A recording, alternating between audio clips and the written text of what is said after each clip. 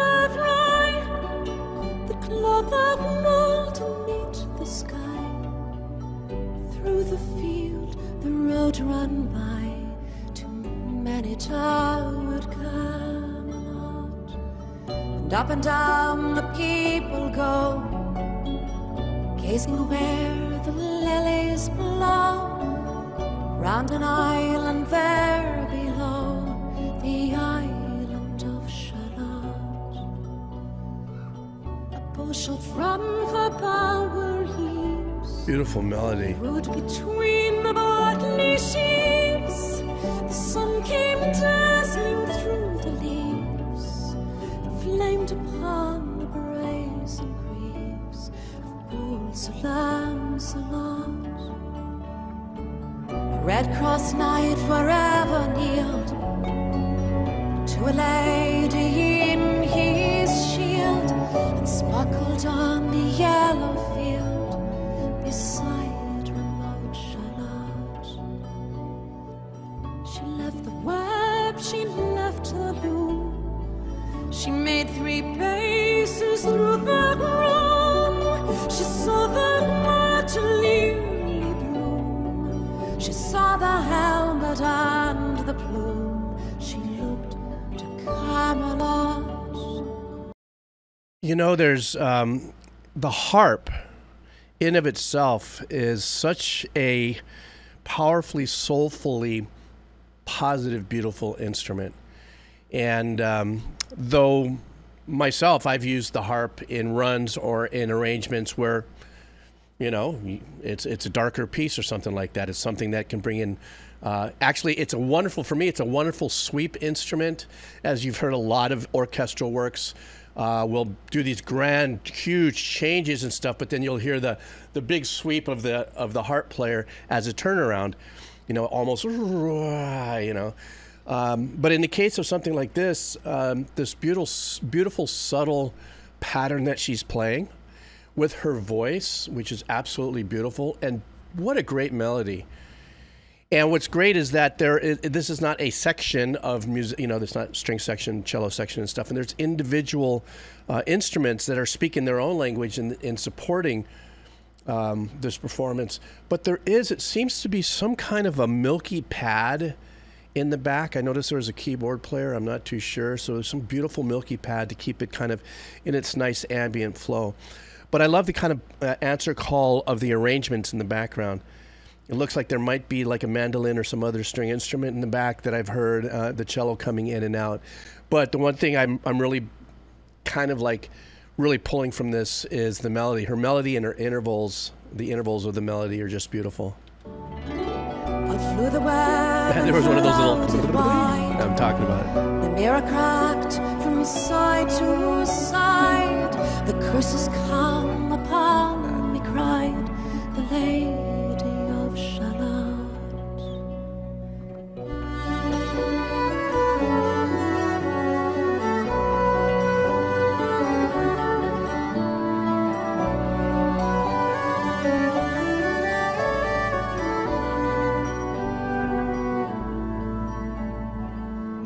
And of course the Northern European kind of vibe of the arrangement as well. Woods were waning, the broad stream in his banks complaining, heavily the low sky raining over towered Camelot.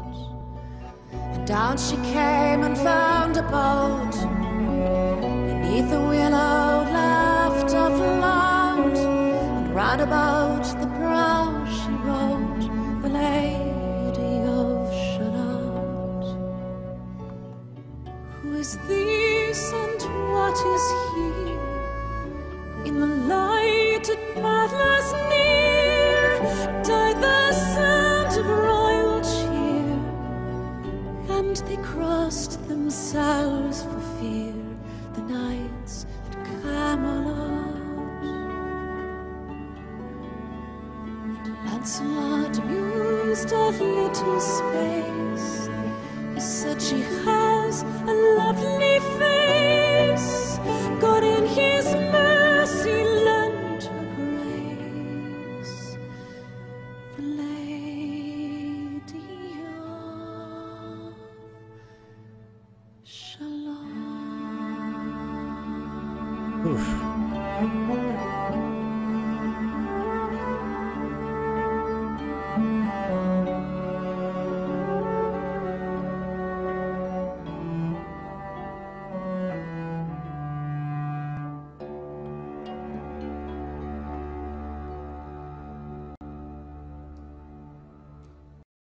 Absolutely beautiful. I think I said everything I did earlier in my stop. Something I want to add on a little bit to this, though, is her voice. I tried singing throughout my life and stuff, and you know, there's a lot of technique and unique things to do. I think one of the more difficult things that I ever encountered, but singers that I've admired, has been able to do exactly what she did on her very last note, is to be able to maintain this beautiful tone with such little air behind it. So the volume and the dynamic is really super soft, but it was so beautiful. And you know, her voice, this whole arrangement, this whole song, very magical, mystical in its storytelling to me. Also, when I had said earlier that it had this kind of Northern Europe or Nordic, or I don't know exactly how to pin it geographically, but it had that kind of, I don't know if Celtic is the right word, but definitely the melody of the kind of Renaissance-y folk kind of vibe. And I love that. It was very sedating to me, but beautiful, not sedating like I was like, oh my God, this is wonderful. It's like my world just disappeared listening to this track. So that was great. Thanks, great Sage Son. Now, I hope I did the right track. We did have some complications here on your form. And even though it said Depeche Mode, this video was on there. If this isn't the right one, just let us know. You know, we'll fix it here. So, all right. The next one is coming from Send Monkey. And this is a video game called OMORI. And this track is called World's End Valentine. He says, this is a boss fight for a very obnoxious character. Wanted to do the final song, but I didn't want to spoil anything. So it's a sad game. You should check it out. Sad game. It's a game, but it's sad. Happy joy, joy. All right, let's do this from Send Monkey. All right.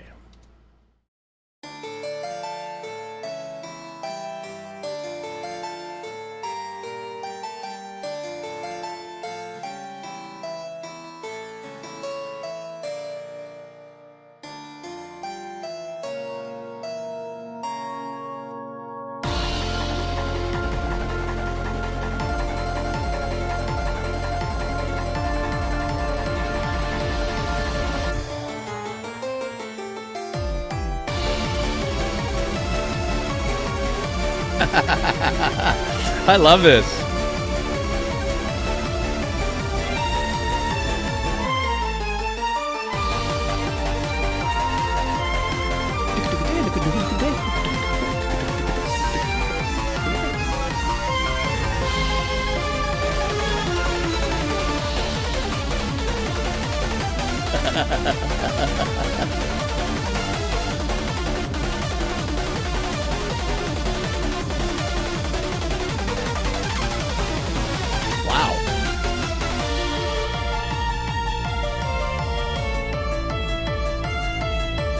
It's like neoclassical EDM vibes in there.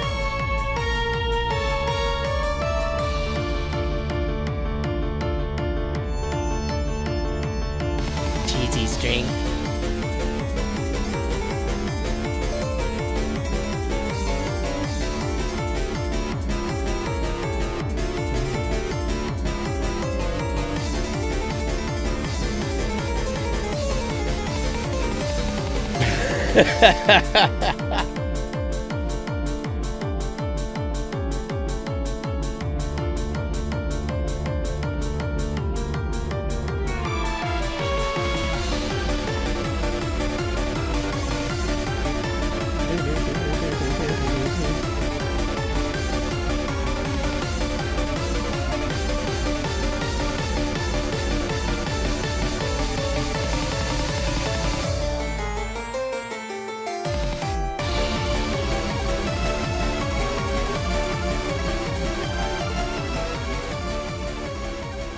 Yeah, I mean, full-on neoclassical vibe there. There's no two ways about it. It has quite a classical influence to it, obviously, but all on EDM. And I think that's what made me just kind of like, I'm on it, you know, because when composers will take, you know, their influences, and I don't know anything about this game. Apparently, it's a sad game, but that track wasn't too sad. It was really super kind of hyper fun. But even those pads, you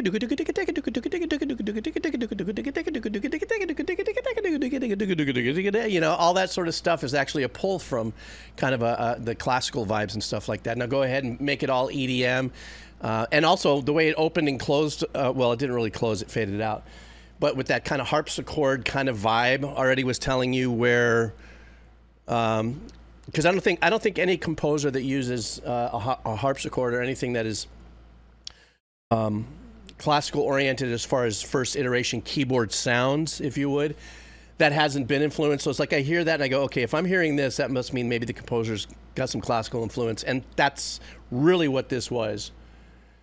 I mean, Yngwie Malmsteen could have done this on the guitar, this exact arrangement, even though the super fast, well, he's a wizard, right, as a musician. But that fast kind of playing, you know, and he could have gone faster and stuff. But very fun and very hyped up and very like neoclassical, and so odd to hear on the note here that it was kind of a sad game. But Send Monkey, badass, thank you. Hype. Now we're hyping up. We went from this like super beautiful track to now I'm hyped. I'm actually feeling a little misty, a little effervescent. Oh, Bri just snorted. No way. Stupid. Next up, The Driver, 458. This is a band called Knife Party. I hope you're doing well, Driver. So let's see what we got here. This track is called Superstar. A little message here he's sending us. Be aware this is a strobe light video. And so, you know, there's going to be a lot of that. So this is what happens when you have a DJ duo primarily known for making dubstep, of which I love. Very unique, extremely unique genre. This song was released in 2014. and have them make a disco song. And the song is meant to poke fun at the types of fans who hate it, okay, when their favorite artist tries to make their music in a different direction. All right, I hear you. Let's see what the rest of the gang here sees. Hears. I see, you hear. We go. All right. You're a superstar. You're a superstar, baby. You're a superstar. You're a superstar, baby, to me. You're a superstar. I'll tell you what you want. You're a superstar, baby, to me.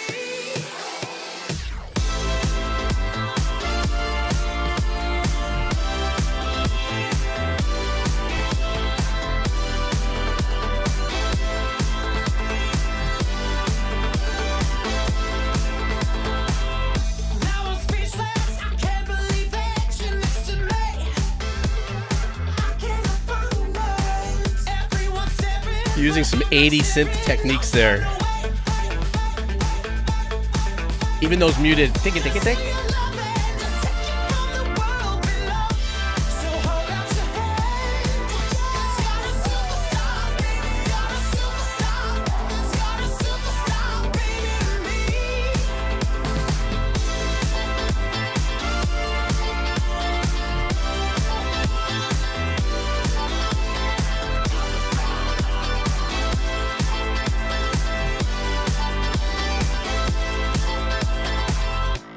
Oh my god, what the fuck is this disco shit? What happened to the dubstep? Looks like perfection, want your attention, so I say, hey, I can't Oh, that stab. nice to meet you. What a pretty little creature. Tell me your name. Just feel your love and to take you from the world below. So hold out your hand. You're a superstar, baby. You're a superstar. You're a superstar. I will say, man, this singer's got a just sick voice. Great power and range up there.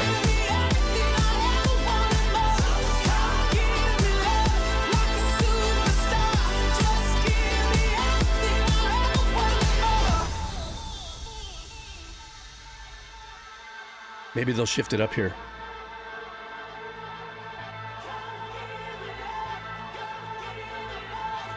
Maybe go into some badass cut time dubstep or something.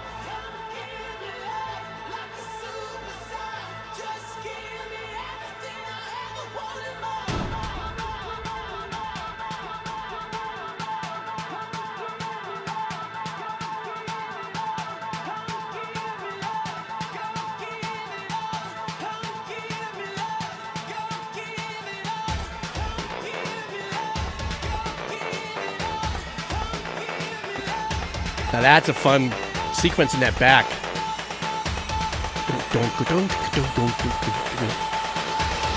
Great build up. Now we're getting maybe a little bit more of their traditional dubstep EDM duo stuff here. Sound-wise, you know, an arrangement.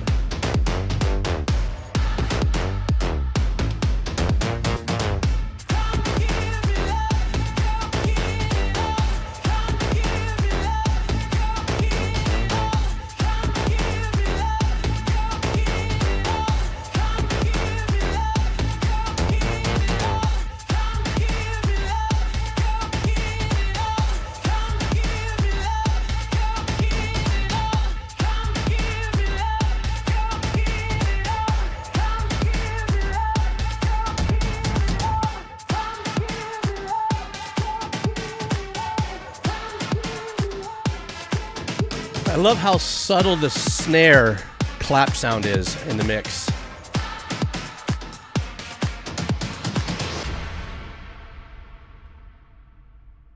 That was a sick track in the fact that after reading, that's what I love about reading the messages that you folks leave, because now it gives my mind something to kind of like call back to as I'm listening to what you guys are saying about it, and then I'm listening to the music and I'm tying things in. I wouldn't have known about the dubstep background and all that. I would have listened to this slightly differently. The one little thing that I said there earlier about I love where the quote unquote, and I went like this, snare is because the 2 and the 4 and 90% of all pop style music is bah, bah, and that snare fits in the mix, can be in many different levels and many different genres, and then especially in the EDM hip hop world, what I've learned, and I'm still very ignorant about, but you know, a lot of times that placement of that snare can make or break a beat. And in this case, I love the fact that the composers, I mean, it was still there. It was kind of like a clap, snap vibe. If you go back and listen to it, it's still there, but it's pulled down. But where they had the emphasis on the rhythm was this kind of tom-tom thing. So the kick is goom, goom, goom, goom, goom. But there was something going, goom, ba, goom, goom, da. But it wasn't on that 2 and the 4. They removed the 2 and the 4 of that. So there was some kind of tom or a percussive element to that kind of gave it that, you know, to give you that kind of vibe and stuff. Vocalist was great. Loved the synth work on that. Like I said earlier, it's a big callback for me from the 80s. You know, some of those Weasley analog style synth stabs that were in there, that are obviously digitally generated in most cases. I don't know. I find that a lot of core, pure EDM musicians, you know, in interviews I've seen in the back, I'm like, God, they've got like 18 different synths to go back from The Last Supper, you know, that they like to go back to and still tool around. And you know, they're a little more purists about generating their tones and getting the kind of sounds that they want there. But Knife Party knifed it. Thanks, man. Okay, next up. It snows in Australia. How are you? From Tennessee, I think. Oh, my goodness. You know, I'm sorry. I just realized that I have not looked over that piece of music that you sent me. I did when you sent it to me. I think I'm going to after this. I'm going to sit down and relax a little bit and read that. It Snows in Australia is a very talented composer. And but that being said, he has one here that of course, it's a string quartet. I love that. This is what we go back and forth on this as this type of music, the baroque or the quartet or the quintet style work. So let me see. There's a little message here. Let's see. Kodaly, which is the name of the composer, I think. Zoltan Kodaly or something. I never got the respect that he deserved. Forgive me for not pronouncing the name. Seen as an amateur who only got lucky because he was friends with Bartók. And Bartók is an amazing frickin' composer. You might hear mention of his name, like a whisper in a room, unsure of what you really heard or if you've even heard anything at all. However, I find his string quartets just as enjoyable as Bartók's, especially this little movement here, full of cinematic drama. So I got a funny story about Bartók I can tell you later. My dad actually he passed away. And when we went through his stuff, I found this Xerox copy of an original score, and I took it to my uncle, and he said, oh yeah, Bartók's son gave that to my father, but it's a Xerox copy. So my uncle has it. It's really cool. Me and my uncle went through it and went, wow, look at this. Is all, you know, hand, you know, from way back in the day. Anyhow, so yeah, that's my story, and I'm sticking to it. It snows in Australia. Let's do this together. All right.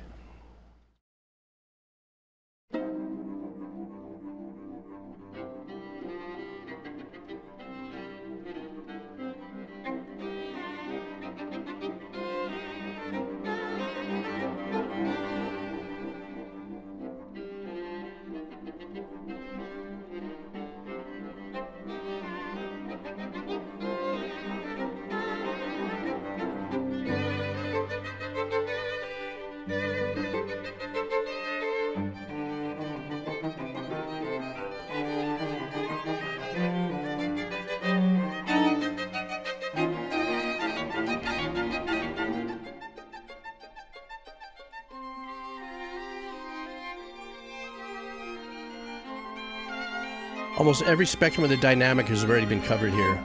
It's wonderful.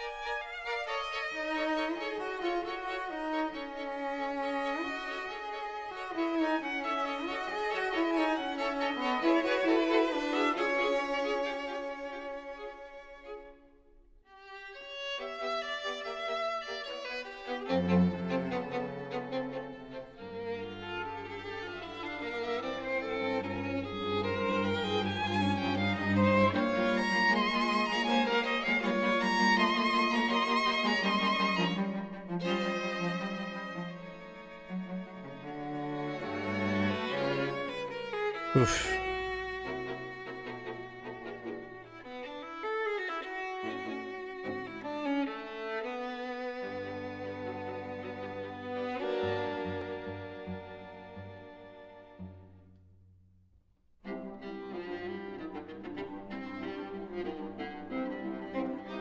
This is like the third movement of the piece.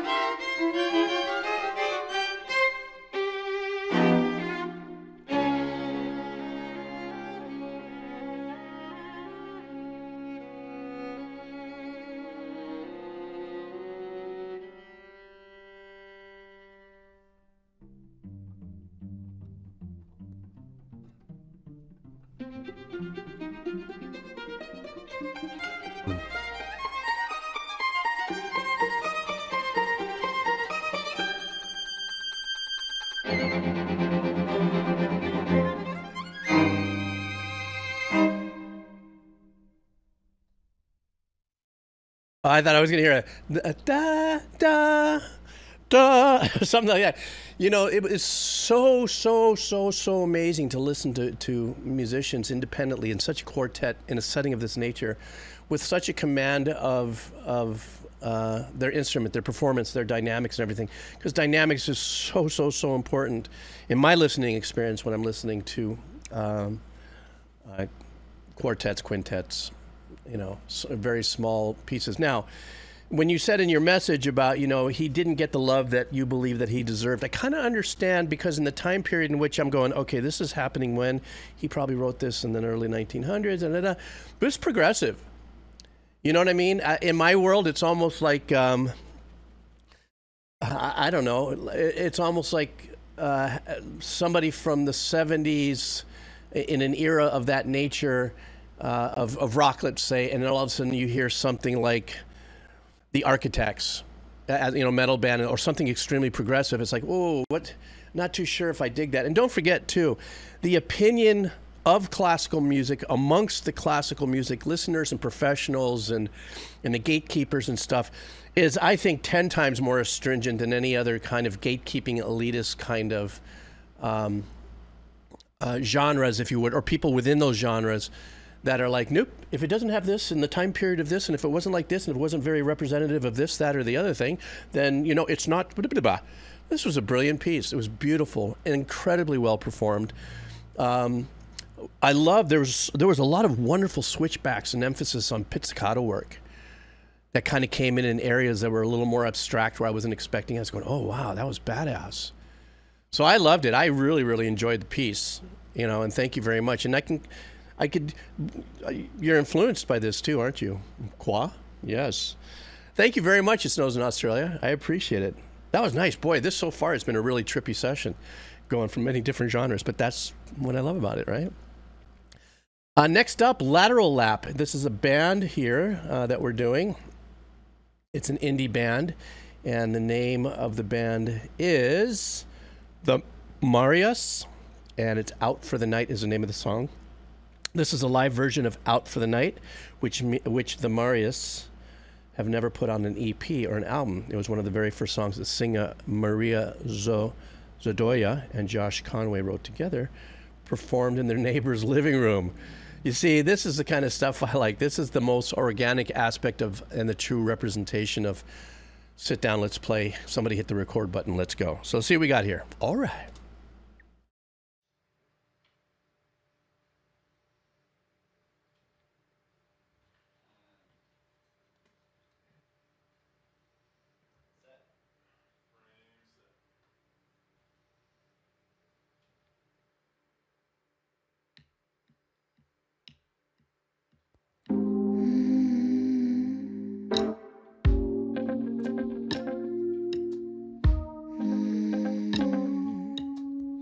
You say I can be colder. It's just all in my head. I'll decide when it's over. Can we try it again? Can we try it? I'm lazy. Carry me up in the darkness and I will find you by my side, you by my side, you by my side. I see.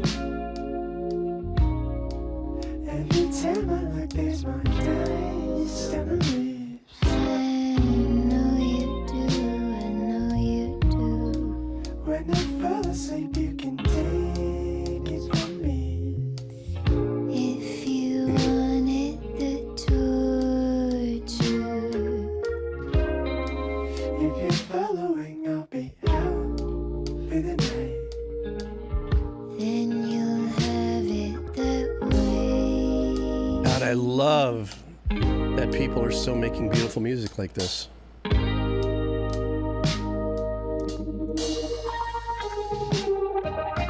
Nice. Take it from me, I know what you Beautiful. but it's just a way for me not to breathe. Everything else isn't anything.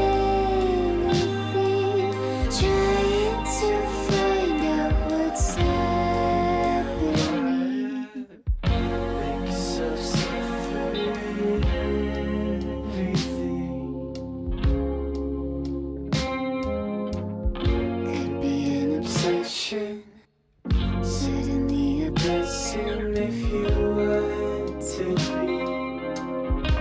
I love that unison octave they're doing in their voice, male, female.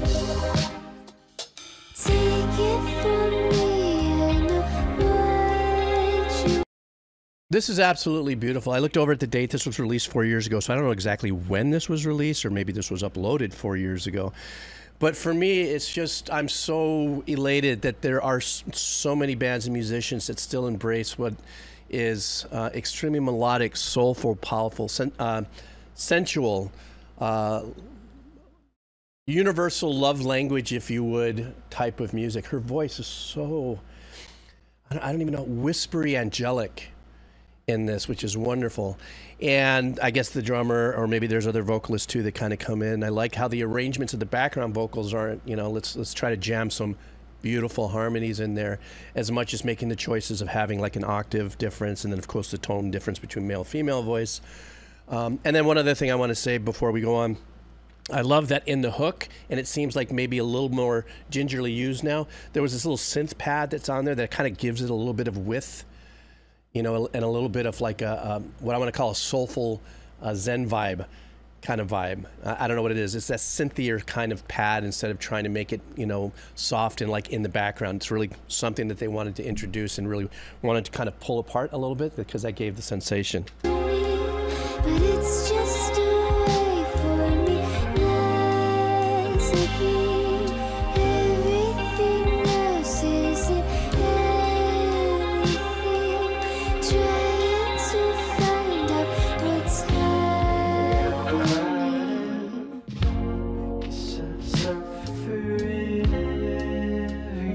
But I mean, even the vibe with how they look in this video, the turtlenecks, the dressing the same way. But she didn't run, no, she didn't run, no, she didn't run to be anything.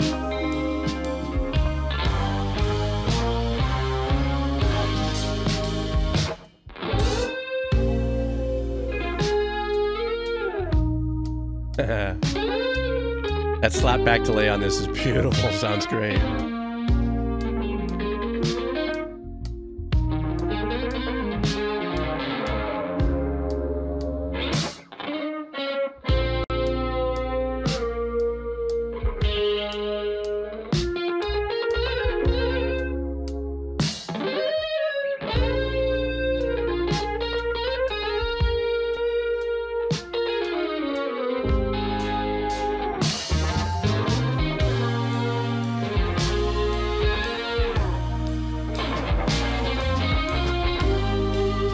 Now that pad's back in there, but it's back in the mix now.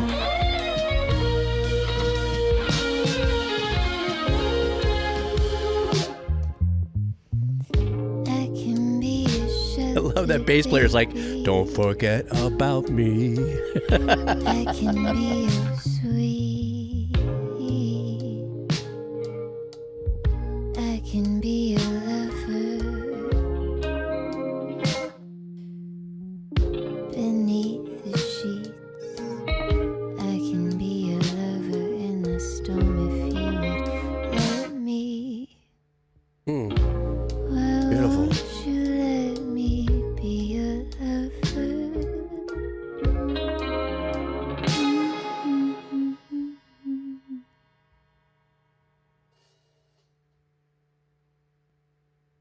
What a great track. It was beautiful. I loved every bit of it. I'm going to put that on a shirt, right? I loved every bit of it. I think I said pretty much what I wanted to say about it, Ladder Lap, about the pull. The emotional pull of this song was also really beautiful. So far, this session that we're having has been really super cool and eclectic and abstract sometimes, but I'm just elated. I'm just over the moon at the fact that, you know, this is still music that younger people want to, you know, wrap themselves around stuff. Now, I know nothing about the band. I don't know if this is a standalone, you know, they could be punk metal for all I know, and this could be just this one thing that they do, because sometimes bands will do that, and they show up and they go, by the way, we do this. Or if this is a band and a group of musicians and composers that this is what they rinse in. I could tell that they feel everything that they're playing, even as simple as just the little drums and the laid back stuff. But my callback to the whole track was just the whole vibe. Her performance was beautiful. The arrangements were nice and spacey enough, you know, where all the colors and the textures in of itself had very unique sounds, the way they did, you know, their sounds. Where the position of even the bass kind of sounded like it had a little bit of an ambiance on it and was kind of pulled back in the mix. The solo of the guitar player, I love that slap delay vibe on there, because that pulls for nostalgia. That's like, you know, when delays were very, you know, being used first in recordings and stuff. How do I use a delay? What's the kind of sound I want to get? We're talking 50s, you know, in the 50s and 60s. And, excuse me. So, you know, for me, it was like, oh, what a great choice. You know, for young people and young composers to make this kind of a choice and go after these sounds to get all this, to me, that's like, you know, you're tipping your hat somewhere to some influences there. And to me, that's really powerful. So, Ladder Lap, thank you. Frick. That was a great track. Next up, Park Pal wants a band. How are you, Park Pal? What's going on? Hope you're doing well. I know it sounds kind of weird since I'm not doing this live, but still, I feel like you're here with me. So Park Pal wants to do a track here called The Next Blue Sky. This is Bill and Joel Plaskett. And the track description from the other forum, let's see what it says here, stand by. Joel Plaskett is an indie rock artist from Nova Scotia who got his start in the 90s. In 2017, he released an album in collaboration with his father. Oh, so cool. A folk musician who never formally released an album before, despite decades of activity in the folk festival scene. You know, there is a lot of that out there, and I'll hit on that in a little bit. But let's do this, Park Pal. Let's see what you're bringing bringing here. You know what I mean? Let's go.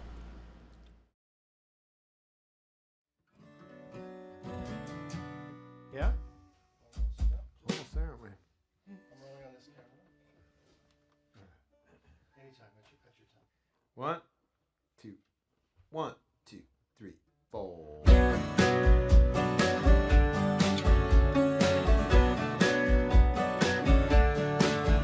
The only lights they leave on here are the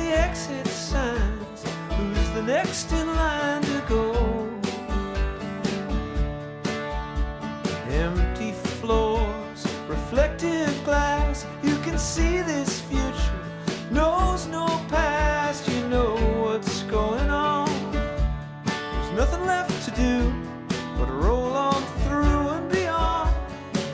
Down the road you go, then you're gone.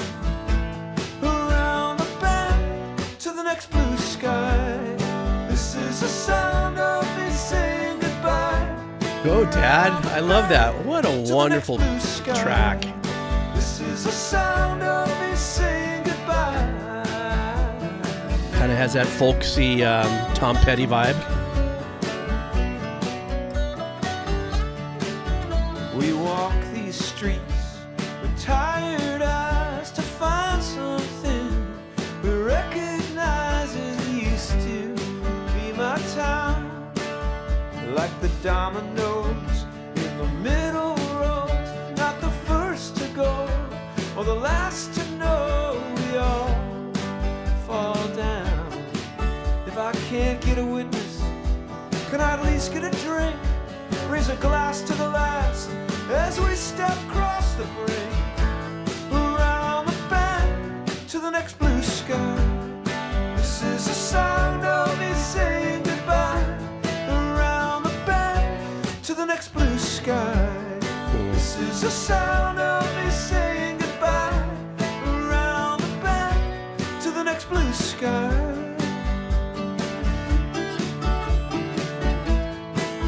Dad has had a couple lead lines in this, which is great as well.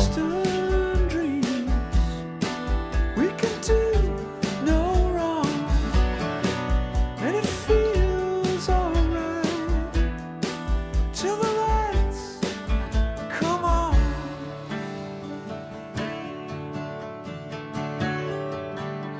I love the recording of this too, very The intimate. sun was setting on the west.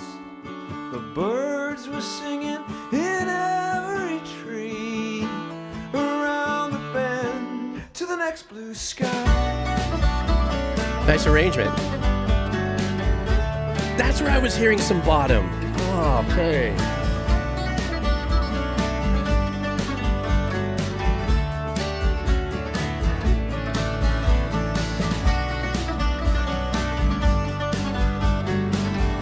Man, Dad's crushing it on that line. What a great little arrangement right there. Around the bend, the sun is shining. This is the sound of your future rewinding.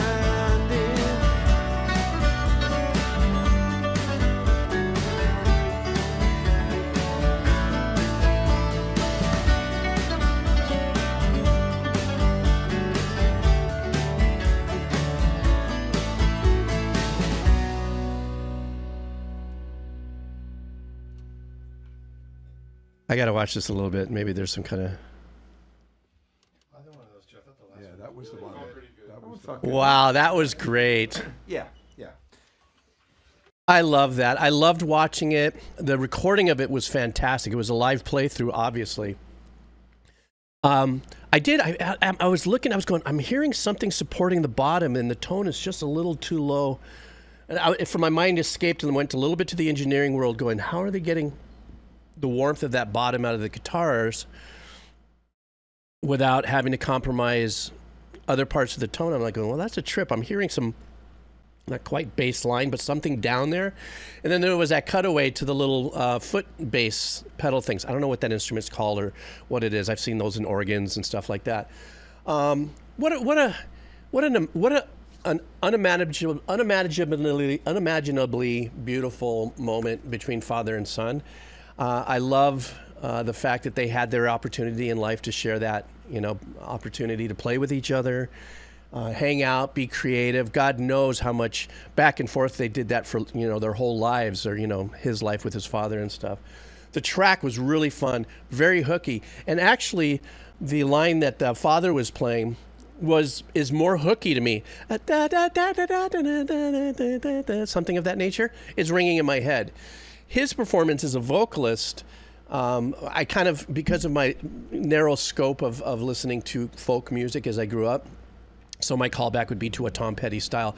But I loved it because Tom Petty much like him, has a very unique expression in the particular tones in which they're singing. I don't want to get too garbly-gooky about it, but it's got that kind of vibe where it kind of fits right up there with the Bob Dylan kind of performances and stuff like that. It's just, it really jumps out at you. The tone of his voice without being loud, it's really standout. Arrangements are great. I thought this was great. I loved it. This is on par with everything that's been happening on this stream. So thank you so much, man. All right, next up we have 99%. What do we have here? 99% has a band called Dealer, and this one is called Glass Preacher. No message or anything. I think I don't know. This might be metal. I'm not too sure. Never heard of the band. Let's go and see what we got. All right.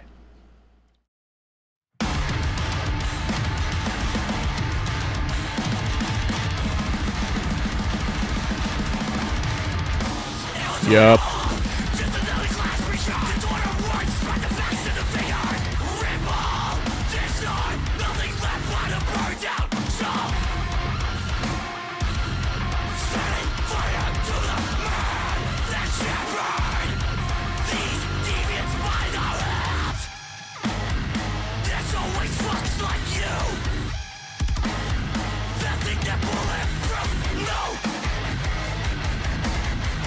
Oh, I love this part.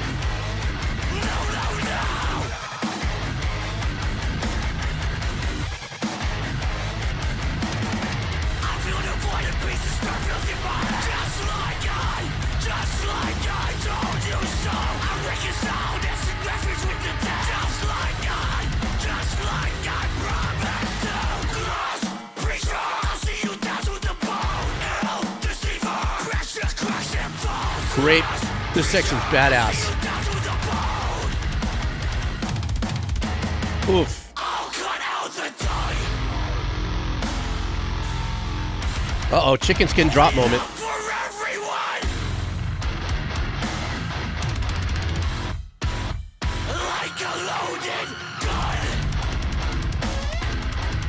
I love that stuff.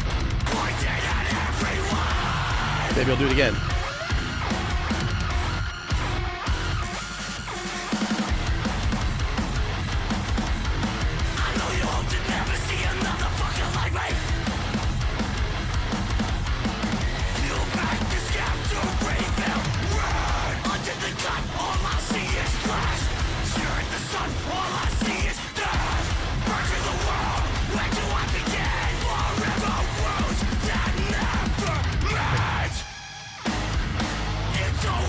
That drummer's crushing it, man.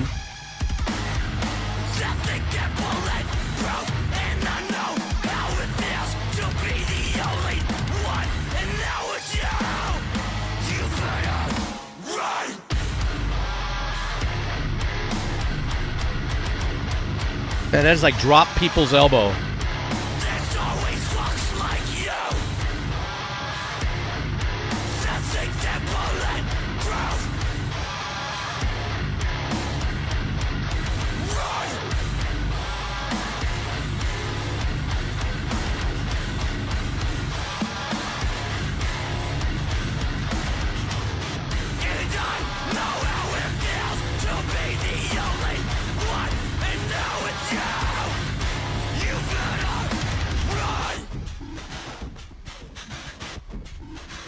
Ooh, I love that.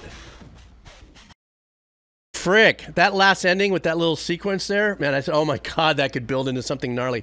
Okay, so apparently this is an extremely gnarly track lyrically. Glass Preacher, man, whoever pissed off this guy, some preacher or something had happened.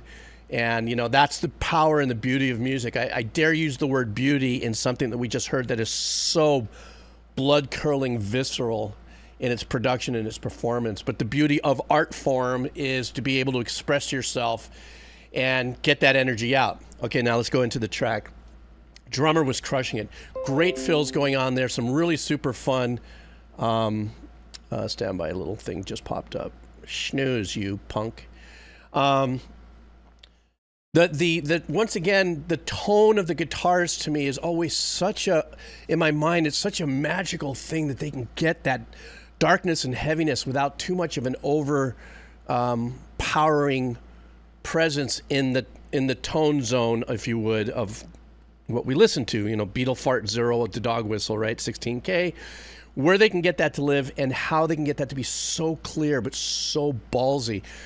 I know there was a bass player there. I did hear some bass lines. There was a little part of me, you guys know how I am about this, would have loved to have heard maybe 2 dB boost on the bass on there, but a lot of what the bass was doing was in unison. I didn't hear any standout work with the bass, meaning like stepping off into a different part of an arrangement while the guitar was doing something. And if there was, I kind of couldn't hear it. Because, you know, I always try to dial in on the bass player. I don't know why. And then as far as this vocal performance, it is as painful and as visceral and as gnarly as can be, especially for this particular genre. I don't know if this is called thal, I think it is, or where it is. When it I guess there's gent, there's thal, and then when you detune your guitars to, I don't know, whatever, that must be, maybe it's a different kind of genre, but I vibed on this whole, I vibed on it. Seriously, as an old person and stuff like that, deep respect for the artwork. And you guys know, I'm the decomposer, right? I'm the heavy metal old man that's just now becoming more of a metalhead than I was as a kid, because I never really had that kind of affinity to drift in it. So, you know, for me to dive into this and just not only, you know, listen to this, you know, musically, but be able to attach myself to, you know, his lyrics and his performance, and I'm watching the video, I go, oh man, somebody went through some shit and he's getting it out. Well done, guys. That track cranked. Okay, next up, the Kebab Seller. Of course, right, guys? Everyone's going, oh, Kebab Seller's back in here. Kebab Seller has a track, and this is coming in at, let me see here. The game is Hearthstone, and the name of the track is Machinations? I don't know. Meant to be background music while playing the card game. The theme is a gang of thieves plotting and conducting a heist. Okay, well, let's go. All right.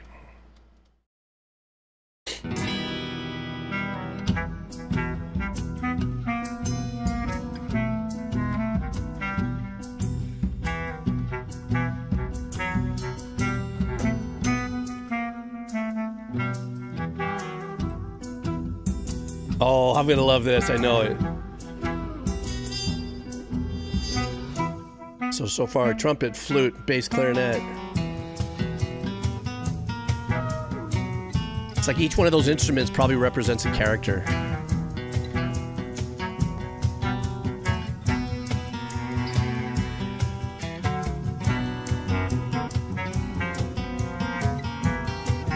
What a great piece, man. This oozes with sneaking around and doing stuff, you know?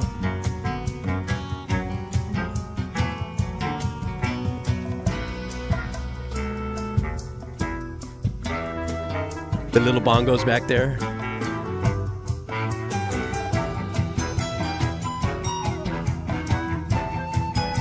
Nice build.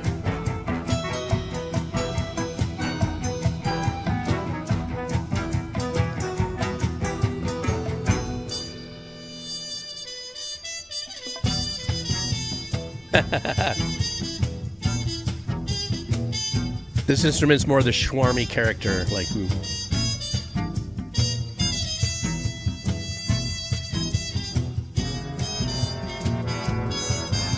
Oh, nice.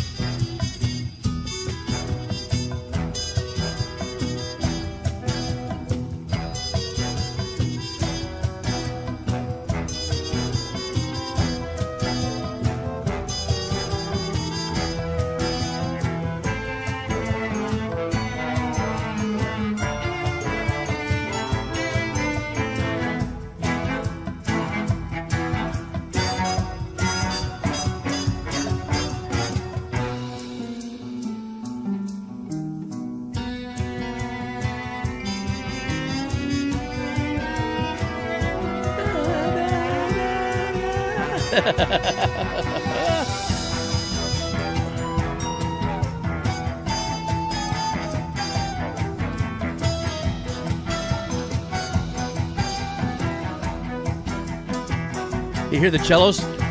Bum, bum, bum, bum, bum, bum, bum, bum, bum, bum.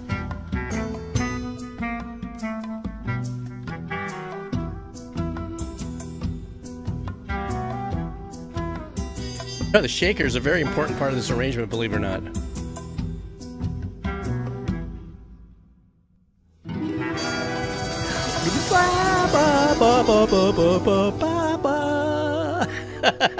Sorry, that's where my composer brain goes to. You guys know that, right? Every time I hear something like this, all of a sudden, you know, I do what I just did.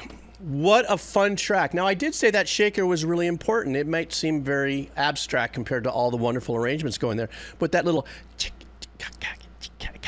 or was it, just kind of kept this, it kind of kept this kind of creep going. I love the composer bringing in the bongos is synonymous with sneaky detective or cartoon bad guy stuff all the way back from the early classic cartoons. You know, so a lot of the influence that I'm hearing just actually reminds me of the 50s, 60s cartoon era, Monster Mash as well, and you know, the composers of that era. Now, I don't know anything about the game of Bob Seller, but you know, but based on what you said, these are different characters that are plotting something. But I'm assuming it feels like, because of the style of the composition and the way it's written, that maybe each one of the instruments represents one of the characters. I don't know it. I don't know how the game looks. I don't know if this is part of a cutscene that this is happening. Really super fun piece. Very sneaky feeling. The vibe hit 100% to what your description was. And I really enjoyed it. I love music like this because it makes my brain go theater to the mind. So as much as I'm taking in the music and the arrangements and the unique answer back, there was a really nice build there. A little horn section would show up now and then, a little more robust bottom, you know, like some trombones going, you know, something like that. But it hit the mark as far as being diabolically sneaky and that whole vibe, you know. But still, the whole thing for me, I loved all the instrumentation and the arrangements, but it's just something about that.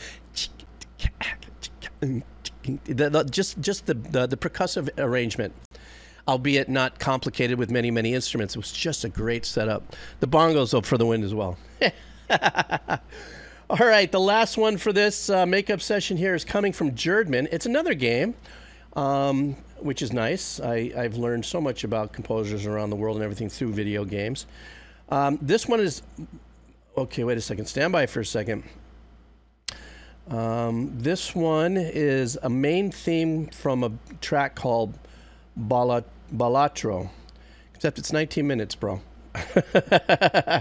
Yes, the surgery went well, Jerdman. Thank you very much. Let me see something if there's... Okay, wait a second.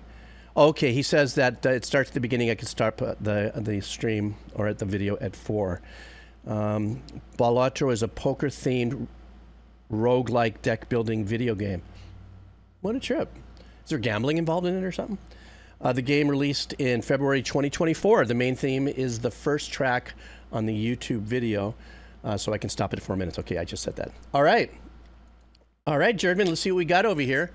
This is Balatro, and this is the main theme. And apparently just released, so let's see what we got here. All right.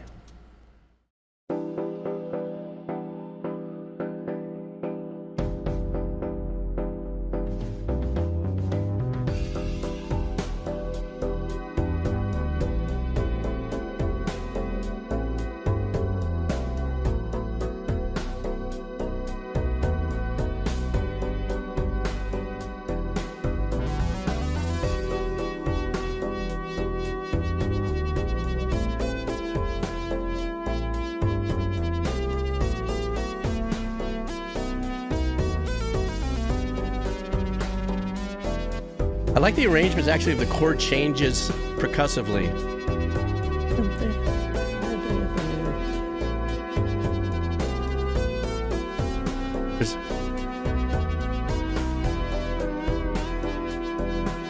Sultry, very like if you're sitting in like a smoky bar playing pokers or something.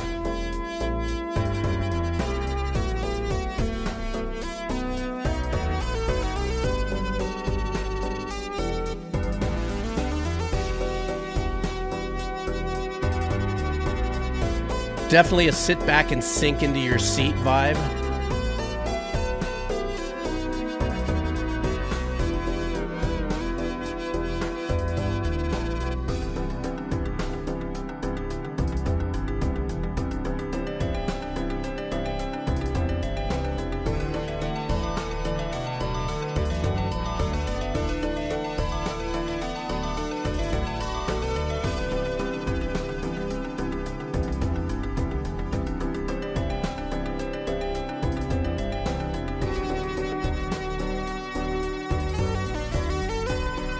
I love the synthwave vibe of the whole thing so far. It's been really super cool.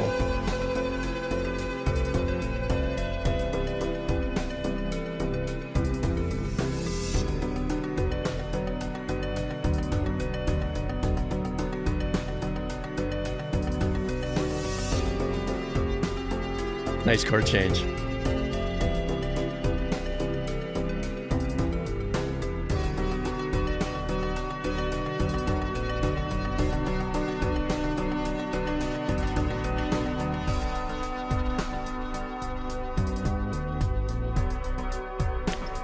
Love the bass tone.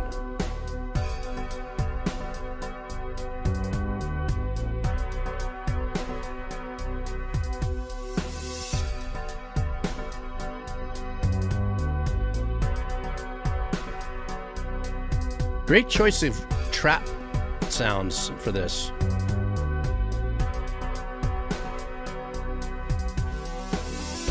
Okay, briefly, I want to tell you, remember earlier on in this, I talked about the difference between when it comes to EDM, hip hop, you know, there is a unique relationship between where the kits are placed and how the snare and the drum can emphasize and overemphasize something and can turn this into a completely different genre.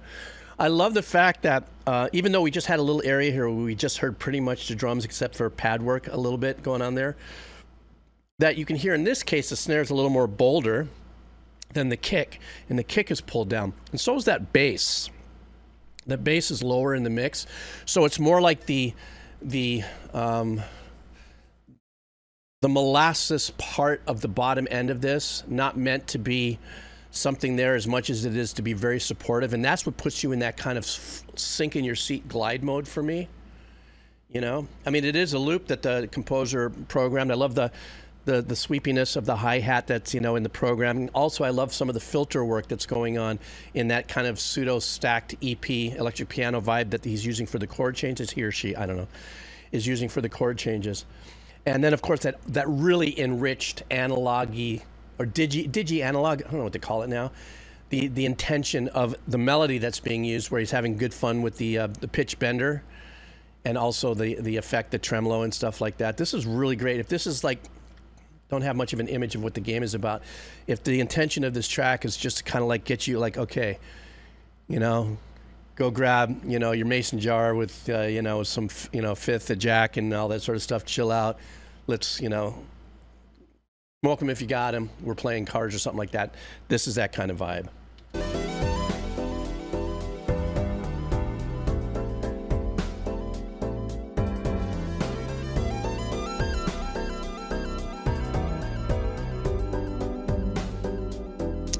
Nice delay tail off on the sequences. Great use for the delay on that. See how it's fading in the back?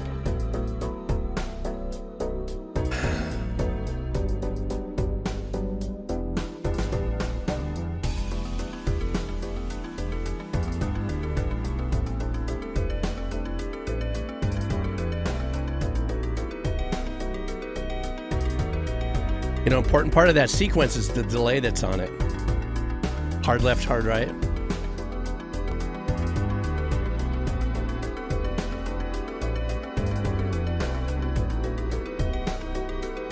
Oh, I love that. The slipping up of the pad.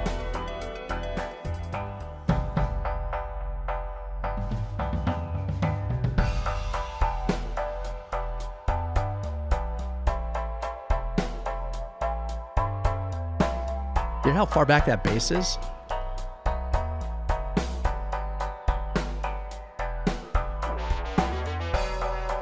Okay, so apparently this is the end of the track here. It's past that 4-minute period. Oh, it ended at exactly 4:20. That must mean a 4:20 break. I mean, 4:20 in the afternoon. Really great track to end this special stream on. Or makeup session. Very, like I said earlier in my stop, very laid back, very smoky, very chill. Get yourself into the moment, glide into it. And it sounds like something that, I guess this is, I guess you said it was a theme. So maybe this is when things are loading up and you're going through your options and getting everything rigged up together. I could see this as being kind of like a piece of music that's playing behind some kind of gameplay or something as well. You know, but if this was theme, I should probably go check out more of the soundtrack to see what the rest of the music is, you know, rest of the OST. But usually themes set the tempo as far as the kind of what the OST, not necessarily always for sure, what the OST might be like as far as what's the palette of sounds that they're using. That's my phone in the background. You know what I mean? Like if that's the vibe of the whole soundtrack, is this laid back kind of smoky kind of thing. So anyhow, guys, listen, thank you so much. This was a very special makeup stream. I missed all the comments there, but I'm sure you guys will leave me comments, and I'm going to pop this up. Obviously, you see it because I popped it up on YouTube, and it's not on Twitch. Thank you guys so much. I do want to let you know that I will be back like the first weekend in August. I'm taking a little longer to kind of repair some things here, and I got to get some other things in order. But thank you so much for your support. Thank you so much for all your kind messages on Discord and on social media. I'm doing great. Everything's healing great. And I'm actually losing some weight too because I'm not eating so much freaking peanut butter. No, I'm kidding. So all in all, it's a great little tune-up for me. Thank you guys so much. Have a killer rest of your morning, day, and evening. And that's my story, and I'm sticking to it. Obviously, there will be videos still released through the channel here because I got them kind of scheduled out. So you will still be entertained. Are you not entertained? Ow. I don't think I'm ready for that yet. All right, guys, take care. All right.